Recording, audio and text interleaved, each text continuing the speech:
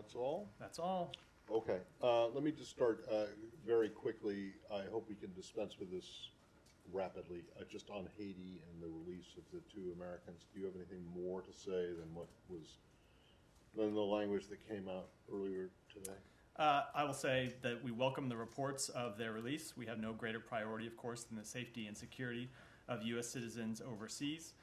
We express our deepest appreciation to our Haitian and U.S. interagency partners for their assistance in facilitating for their safe release, and out of respect for their privacy, we'll let the individuals speak for themselves when they feel ready. So in other words, the answer was no. You don't have anything to add to what was said before. But I'm just a little bit curious about it. I don't understand. Why do you open it up by saying we welcome reports of the release, and then you go on and thank the Haitians and your other partners for facilitating we welcome the release, not the reported release? Why can't you just say yes? That is a very pedantic quibble, but I think you're right. We welcome their release. Correct. I don't think it's pedantic at all. I didn't think you would, but you're right. You're right. I'll edit myself. We welcome their release. Right. Fair point.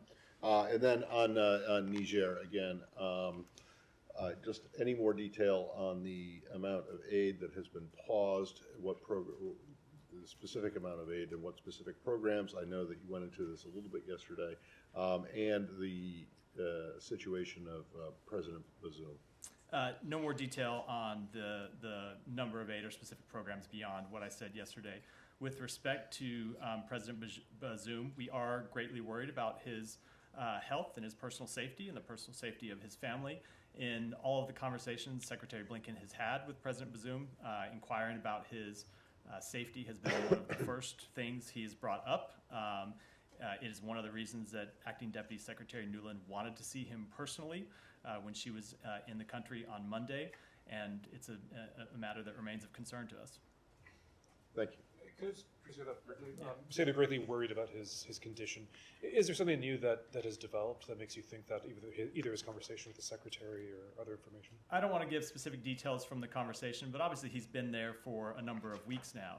And as the time goes on, as he's held in isolation, it's a situation that is of growing concern to us. Can I just follow up on that? Yeah. We actually do have his party saying Bazoum and his family were being detained under cruel and inhumane conditions with no running water, no electricity, no access to fresh goods.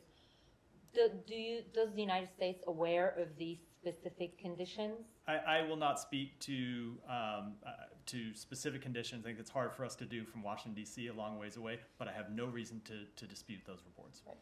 Matt, back here at home,